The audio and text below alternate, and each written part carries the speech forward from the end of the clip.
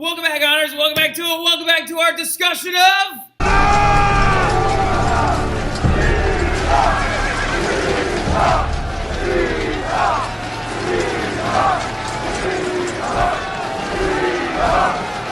Yeah, that's right. But even though, unfortunately, today in class we had to talk about one of the worst days ever, of course, when, you know what happened. Y'all know what happened, the Ides of March and stuff like that, and unfortunately, like what's going to happen to poor little Caesar is he's going to get stabbed in the back, right? So the big thing about it, though, is we spent all of class today talking about the rise of Caesar, his rise to prominence, his crossing the Rubicon, the creation of the Triumvirate, of course, like getting like the worst Amazon Prime Day package ever, Pompey's head in a basket. Like, so the big thing about it, though, is we're now going to be moving into the time period that followed the death of Caesar, right? The end of the Republic and moving into the Empire period, and the creation of what you would actually refer to as an empire being led by what you would call an emperor, right? Rome moving back into what basically a monarchical style fashion, right? Where literally leaders would come along and they would be borderline hereditary, where they would select and choose the runners-up and the actual next up in line every single time, right? Well, the big thing about it, though, is Julius Caesar did leave everlasting impacts on the society of the world, right? The Caesar Superdome is named after him. The calendar that we use now is literally created by him. Also, the month of July is named after him. The man literally left his mark on history in more ways than you would ever consider, and in ways that you interact with every single day, literally, with the calendar. But the big thing about it is we're now going to be moving into what is known as the Empire period, right? Now, we do have to talk about a little bit of setup first before we can really get into and or talk about the Empire period, right? So when you're looking at the Empire period, or something that you need to understand is what we're about to be getting into is the rise of Caesar's grandnephew, Octavian. The guy that, like Caitlin Strimlau always wants to bring up, right? Caitlin Strimlau always wants to just be like, oh, you mean Augustus? Augustus Caesar? No, not him. The morally disputed one. No. Well, actually, in this sense, yes, we are now talking about Augustus. Sorry about that, Caitlin. That was really confusing. So the big thing about it, though, in general, is what we're now talking about and getting into is it's going to be a lot like the Caesar story. It's a very storyline-driven thing. And so there's going to be a lot of words on this Prezi. Do not write them all down. Cut through them. They're mostly there for me so I don't forget little kitschy stuff, right? So the big thing about it, though, is let's pick up right where we left off in class talking about the growth of the empire under this guy, right? That right there is the famous figure that we are about to be talking about. He is the next chapter in Roman history, and he's crazy important to the death of the Republic and the growth of the empire, right? And his name, before we go any further, is Octavian Caesar, right? Octavian. Octavian, okay? Octavian. Now, some of y'all are just like, wait a minute, I thought you just said it was Augustus. We'll get there, right? He changes his name later on. But the big thing about it, though, is I love this statue. I've seen this statue. It's actually in the Vatican City, right? It's very cool, all right? Now, the big thing about it, though, is Augustus right here, a.k.a. Octavian, known by both names, but at first is known as Octavian, is a very important figure in the death of the Republic and the growth of the empire, right? But something that you need to understand before we go any further is that after Julius dies, a civil war breaks out again, right? A massive civil war rages between pro-Julius Caesar armies and the Optimants and anti-Julius Caesar armies known as the, pro-Julius armies are the Populares. The anti-Julius armies are the Optimants, right? So going into it, though, the biggest one and the biggest funder of the anti-Julius armies was the Senate, right? The Senate supported Brutus and Cassius and their actions, and the entire time, Brutus and Cassius were like, oh, everyone in Rome is going to love us. They're going to think we're awesome for killing Caesar, but everybody hated their guts. So they actually ended up running away over to Greece, right? So they actually ended up running over to Greece to try and avoid the coming back of this guy, which is one of the most horrifying sculptures I've ever seen. But the big thing about it, though, is Octavian is his name, right? Octavian Caesar is going to be Julius Caesar's grandnephew, right? His grandnephew. Well, the big thing about it, though, when you're looking at the growth of his figure and who this guy is, he is the son of Caesar's sister, right? So looking at the growth of his figure and prowess, something you got to understand about Octavian before we go any further is where he was and what was going on when Julius was rising to power. Octavian was actually also over in Greece, studying, right? Octavian, something you need to know about him before we get started is he is phenomenally intelligent, right? Crazy smart, understands the stars and their movements, and he really loved astronomy, right? He also was a very good historian, and he was a very good studier, and he was very, very, very brilliant, right? Well, the big thing about it, though, is the Senate thought that this guy would be the best person to recruit for their cause. Now, somebody like Olivia is probably raising their hand being like, well, wait a minute, Mr. Terry, I thought the Senate didn't like Caesar. They didn't. They actually viewed Octavian as a pushover, right? They thought Octavian would be a good guy to bring in here because he's now adopted by Caesar and his son and everything like that. But they basically thought he was like a nerd. And just to give you a heads up, Julius Caesar did adopt Octavian as his son, mostly for will reasons, right? As in the passing down of property reasons, right? So the biggest thing you need to understand is that in Rome, if you were dying without any sons, a lot of times Romans would adopt men as sons that are their nephews or their cousins or a relative, so their property would have someone to go to, right? So Caesar adopted Octavian, and so Octavian inherited all of Caesar's property, but he also inherited all of Caesar's debts. So to give you a heads up, Caesar actually had a ton of debt. He bribed a lot of people to get his way into power. He actually used the first triumvirate and all its access to try and pay off some of those debts, because remember, Crassus was like the richest man in all of Rome. But the big thing about it, though, is Octavian was viewed as a pushover, this guy that had just inherited a lot of debt and a lot of troubles from Caesar, but also as someone who wasn't there. And so the Senate was like, oh, we'll bring him back after the death of Julius, and we'll use Octavian to go off and destroy the person that is leading the pro-Julius armies. And the guy that's leading the pro-Julius armies is it's a very famous figure that we talked about at the crossing of the Rubicon, who's a very famous pleb, is none other than Mark Antony, right? But the Senate believed that Octavian would help them win this war, right? Because they thought their distant relationship between Caesar and Octavian would hinder his ability to identify with Julius's ideas. And he also thought that they also were like, he's a nerd. He's like this kid that was over in Greece the whole time that wasn't even here. I bet you we'll be able to manipulate him into going off and beating Mark Antony's armies in battle, right? But what they did not expect is that Octavian did go off and do this. He returned all the way from Greece. He went all the way to the Senate, and the Senate was like, we are going to give you several legions, Octavian, to go up and destroy the madman that actually was manipulating your uncle the whole time. This is what they said, even though it wasn't true. None other than Mark Antony, right? Mark Antony is to the north of Rome. He is above the Alps. He is preventing the growth of the Senate and the return of power to the Republic. Go up there, subdue his army, and return, right? Well, Octavian does march up there, and he marches against Mark Antony, and they have a very small battle. But at the end of this battle, after Octavian's forces actually lose, Octavian calls a meeting with Mark Antony. And he calls this meeting, and they actually get together, and they meet inside of one of the imperial tents. And they sit there together, and they're like, you know what, man? I think Julius had it right the whole time. I think the Senate is the true enemy of Rome, and I think their disgusting tentacles have actually killed the Republic and turned it into something disgusting, right? And so with that, though, Octavian and Mark Antony actually merge together.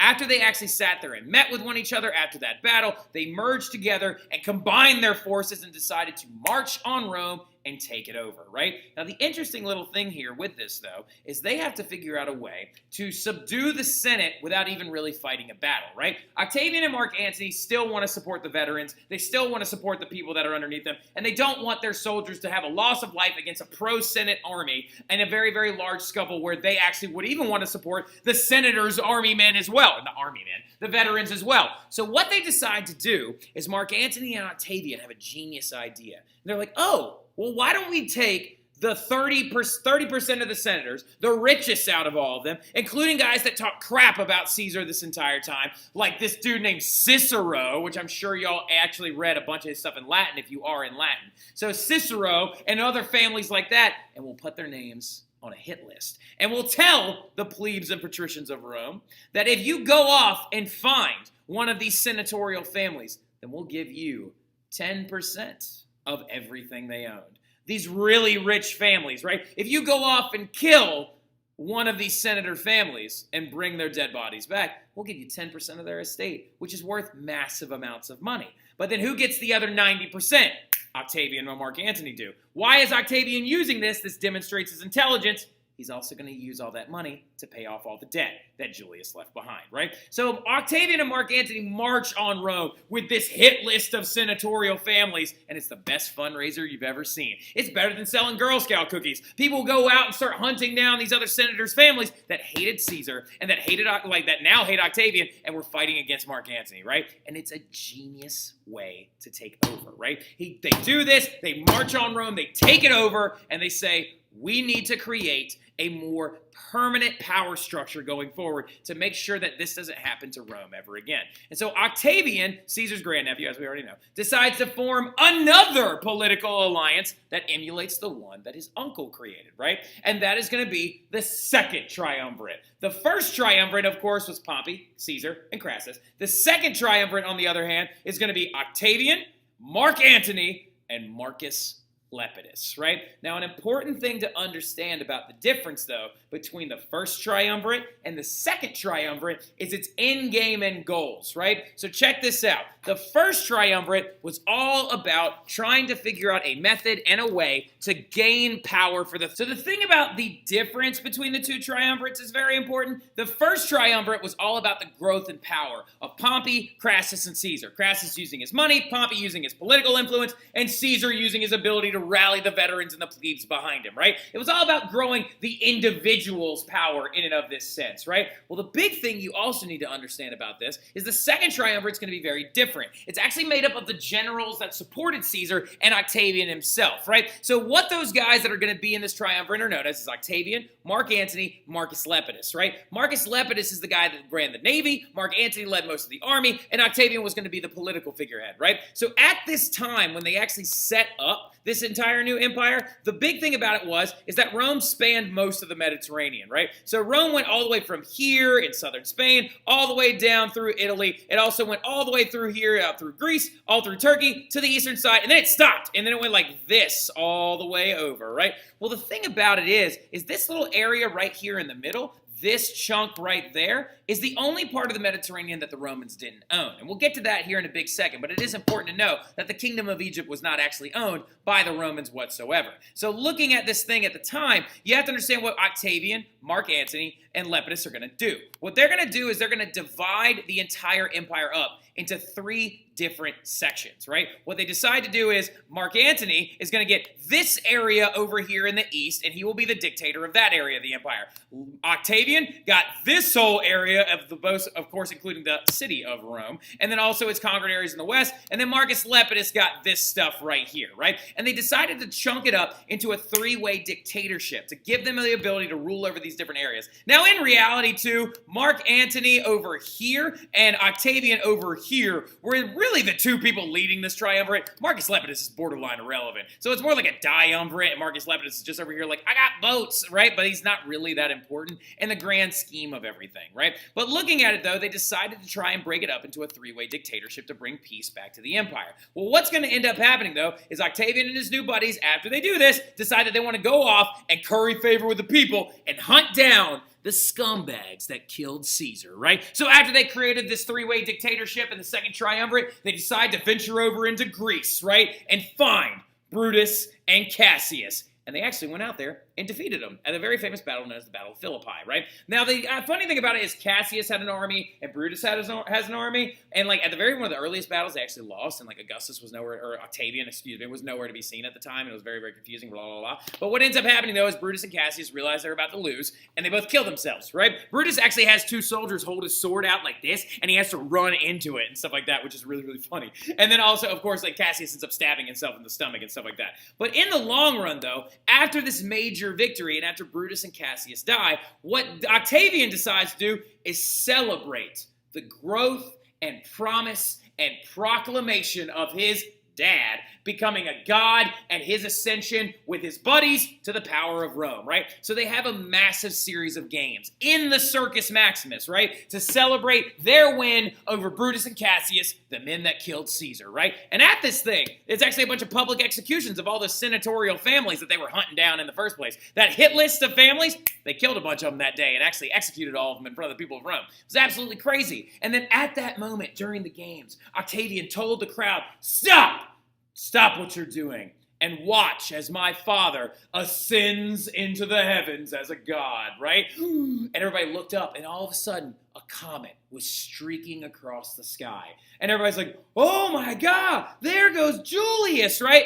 The thing about it is remember, Octavian studied astronomy while he was in Greece. He knew that that comet was coming, and so he used this as a political advantage, right? Because now if his dad is a god, that means that Octavian is related to a god, right? And so, of course, when they move forward, they split up the empire into those three sections. Mark Antony getting this one over here, Octavian getting the big one that's really, really important, and Marcus Lepidus just being annoying over there down in North Africa, right? Well, the thing about it, though, what's going to end up going down is everything progresses pretty peacefully for a little while, until things got real sketchy and a little bit hairy there. Because after the death of Brutus and Cassius, the second triumvirate split the empire and they each ruled a third of it, right? And so I showed you on that map where that was. I got a little excited and I showed you the map a little bit earlier, all right? So, but the big thing about it is they each ruled 1/3 of a part of the empire, right? Now looking at it though, Lepidus got his lands and armies taken from him by Octavian. Because he's weak and kind of not really that important, right? And also a lot of it is due to the fact that he had to go off and fight, Octavian had to go off and fight this guy named Sixtus Pompey, who was actually the son of Pompey, and he used Marcus Lepidus' navy to go off and fight him. Now, but anyway, though,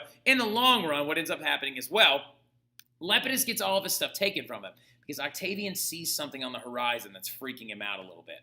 Mark Antony, his wife had recently died. His wife's name was Flavia and led a massive rebellion against Octavian. Why would Mark Antony's wife do this? Well, because Flavia thought that she was going to be able to curry some favor for Mark Antony and get him some more power, because the big thing about it in Rome, no one's ever accepting of their own power, right? It could have been fine. You could have just been chill and you could have had a third and, your husband could have had that area over in Greece. But also, Flavia leads this rebellion and she ends up dying, which means Mark Antony is now single. Well, the thing about it is, Mark Antony goes and hooks up with a very powerful woman that we talked about today in class. Isn't that right, Kelsey, right?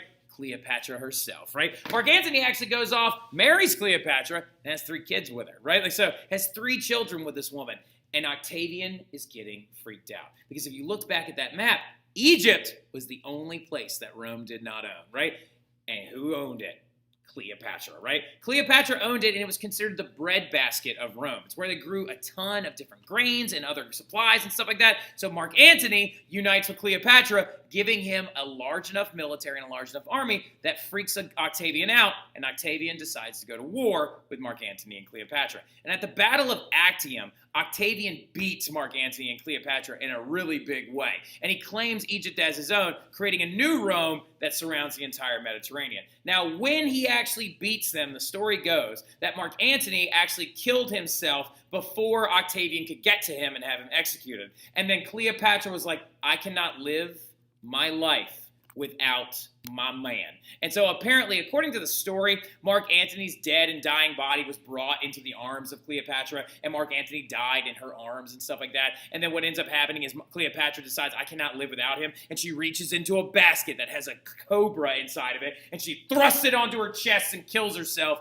using a snake, right? Now, in real life, though, Mark Antony and Cleopatra were not actually nearby each other when they died, but we do believe that Cleopatra actually killed herself using a snake, which is absolutely wild, right? So Cleopatra was a very, very famous figure and a very, very major player in all this stuff, right? So we need to remember that. Now, the biggest thing about it, though, in general, is now that Octavian has beaten Mark Antony and Cleopatra in this entire kerfuffle, right? What ends up going down is Octavian becomes dictator in 27 BC, and he restores himself to what is known as the Republic, quote unquote. Now, here's where things get a little dicey, right?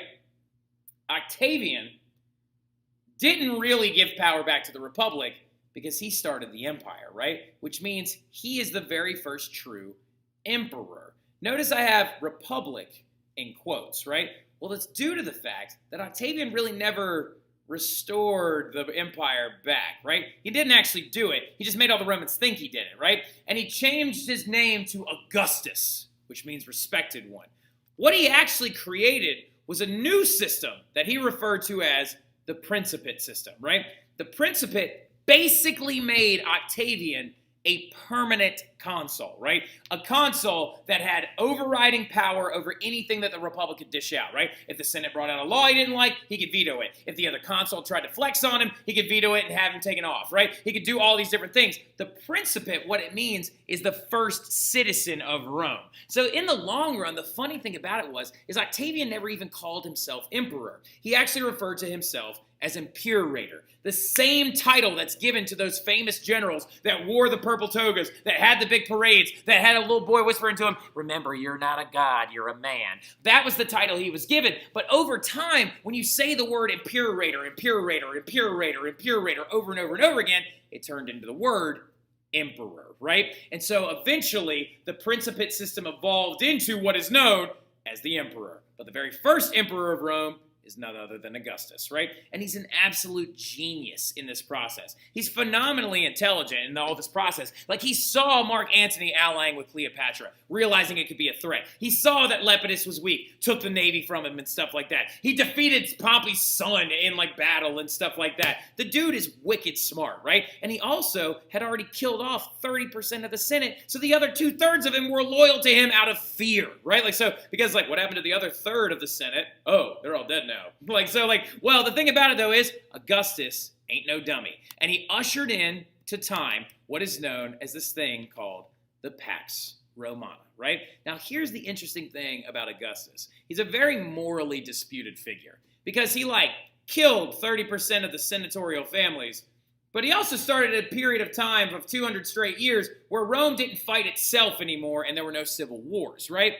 This era is known as the Pax Romana, or Roman peace. This 200-year-long period of time where Romans went out and took over things and fought barbarians, but didn't fight civil wars against themselves, is known as that period of Roman peace, and it's considered a golden age, right? And so the Pax Romana is defined by periods of great, tremendous growth under the first true emperor known as Augustus, and up until the last emperor of the Pax Romana, Marcus Aurelius, right, which we'll talk about in class tomorrow. Now, under the Principate and the Imperator system, Augustus was able to do a lot of different things. He accomplished a bunch of different stuff, including the fact that he created basically a constitutional monarchy, which is going to become an enduring concept throughout all of Europe later on, even after Rome falls. The idea that a king or a leader is subject to laws just like other people are as well. When a king has to work with other governing bodies. Because in the Principate system, even though Augustus was imperator, he still had to talk to the Senate. He still had to work with them. He still had to work with the other consul, and he still had to make sure that the empire was efficiently ran. So he basically created a constitutional monarchy just without a constitution, right? Because the Romans didn't have one of those. So the other big thing about it, though, is he passed laws giving citizens more rights and extended citizenship to more people, allowing more people to vote. He also made it so that the Romans were the very first group of people ever to take this thing known as a census, which is a count of everybody in the entire empire, so you know how much they own, how many people live there, and so you can create an efficient taxation system, right? So that census was under Augustus, and it's super, super important, and it's the very first efficient one. The Romans had done censuses before, but this one was highly efficient, right? Also, the roads and infrastructure system is going to be expanded. New government buildings get built under Augustus, and he also even expanded the aqueduct system, which we'll talk a lot about that in class tomorrow. It's a system of fresh water arrival to the city of Rome, right? Now, it's very important that you understand what that is, but we'll bring that up in class tomorrow so you can understand it a little bit better. He also created a very important thing as well, the very first professional army. An army that is not taken advantage of, an army that is not given money until 10 years later. He wanted to avoid the veteran problem by making working in the army a paid position. What a genius, right? He solved the entire problem that Julius had to deal with by just paying soldiers and being like, oh, your job is now no longer a farmer, you're a soldier in our army. So, of course, the armies grew to be absolutely massive, and Rome is going to expand to an absolute height that no one has ever seen before, right? To this ridiculous size that literally is going to just boggle the minds of people going forward. That's because of Augustus's famous professional army. Hold on one second. Sorry about that. Jumped back to the front of the Prezi. Had to get all the way back.